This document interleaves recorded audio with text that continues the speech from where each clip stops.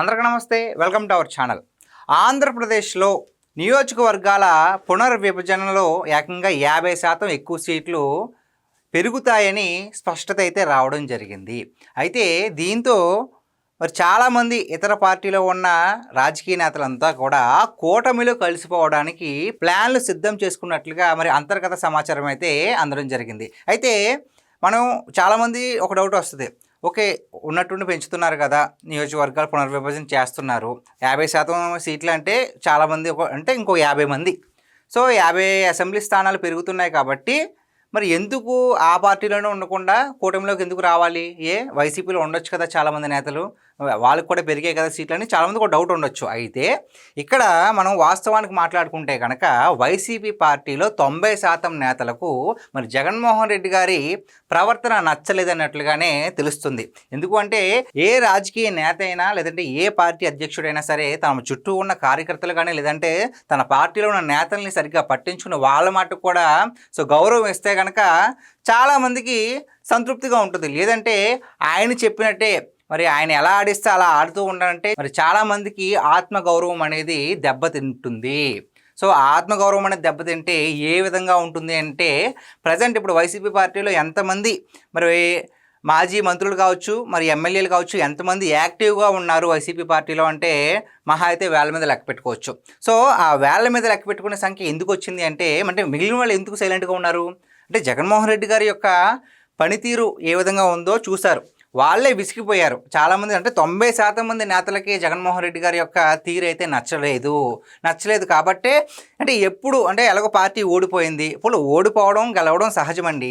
అయితే ఓడిపోయిన తర్వాత ఏ విధంగా పార్టీని ముందుకు తీసుకెళ్ళాలి, మరి ఏ విధంగా వ్యవహారాలు చేయాలి, ప్రజల్లోకి ఏ విధంగా కలిసిపోవాలి, ఇటువంటి అన్న ప్లాన్స్ వేసుకుంటే కనుక ఎటువంటివి ఏమన్నా అనుసరిస్తే కనుక మళ్ళీ వచ్చే అవకాశం అంటే ప్రజెంట్ ఉన్న కూటమికి ధీటుగా కాకపోయినా కనీసం ప్రతిపక్ష హోదాను వస్తుంది కదా. సో అటువంటివి కూడా లేకుండా అంటే గతంలో ఎటువంటి మరి రాజకీయం చేశారో దానికంటే దిగజారుడు రాజకీయాలే ప్రజెంట్ కనిపిస్తున్నాయి. అంటే ముఖ్యమంత్రి స్థాయిలో ఉన్న వ్యక్తిని పట్టుకుని తిట్టించడము, అంతేకాకుండా మరి నోటికి ఎంత వస్తే అంత మరి ఉప ముఖ్యమంత్రి స్థానంలో ఉన్నటువంటి పవన్ కళ్యాణ్ గారిని అలాగే మరి వాళ్ళ ఇంట్లో వాళ్ళని అదేవిధంగా ముఖ్యమంత్రి గారి ఇంట్లో వాళ్ళని అంటే రీసెంట్గా చూసుకుంటే కనుక వ్యక్తిత్వ హననం చేస్తూ ఇంట్లో వాళ్ళని ఆడవాళ్ళ మీద మరి నీచ రాజకీయాలు చేయడానికైతే వైసీపీ వాళ్ళు ముందుంటున్నారు. ఆ విధంగా వాళ్ళ అధినేత అయినటువంటి జగన్మోహన్ రెడ్డి గారు చేపిస్తున్నారు.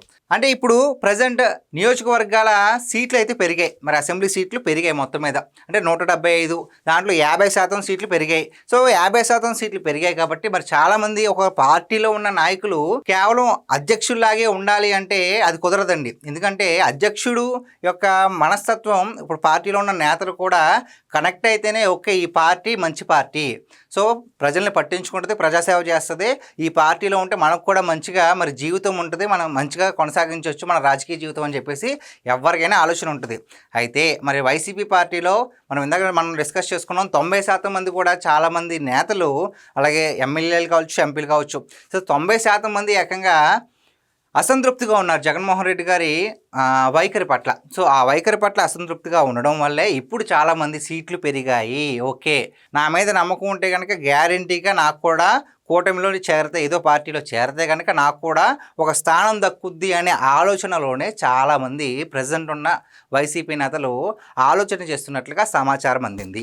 అయితే ఏ పార్టీలో చేరినా సరే మాకు కూటమి అంటే అలయన్స్ ఉంది కాబట్టి, ఎన్డీఏ అలయన్స్ ఉంది కాబట్టి ఏ పార్టీలో చేరినా సరే మనకు మంచి గుర్తింపు ఉంటుంది. ఎందుకంటే ప్రజెంట్ కూటమి చేపడుతున్నటువంటి కార్యక్రమాలు ప్రజలందరినీ కూడా ఆకట్టుకుంటున్నాయి.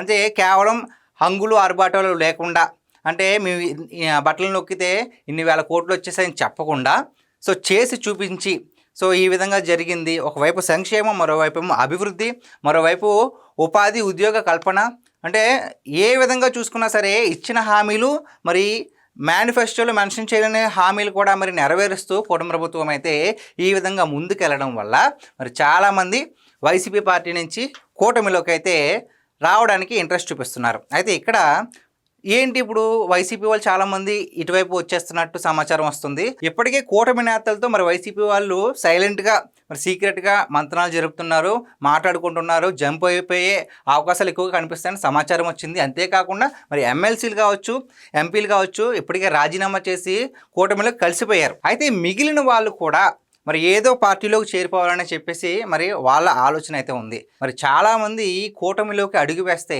వైసీపీ పార్టీ యొక్క పరిస్థితి ఏంటి అని చాలామంది రాజకీయ విశ్లేషకులు మాట్లాడుకుంటూ ఉంటే, అయితే ఇంకా పార్టీ ఇప్పటికే చాలామంది అసహనానికి వచ్చేసింది. అయ్యో ఇంక వీళ్ళే వైఖరి మార్చుకోరు, వీళ్ళు ఏం చేయరు అని చెప్పేసి.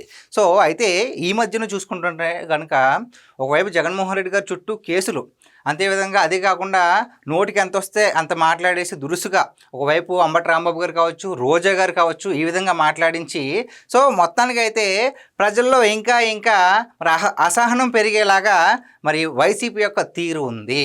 అయితే మరి వైసీపీ పార్టీలో ఉన్న నేతలు కూటమిలోకి వచ్చేస్తే మరి వైసీపీ పార్టీ ఉనికి ఉంటుందా ఉండదా అనేది మీరే చెప్పాలి. మరి ఈ వీడియో పైన మీ విలువైన అభిప్రాయాన్ని కామెంట్ రూపంలో తెలియజేయడం మాత్రం మర్చిపోకండి. Thank you.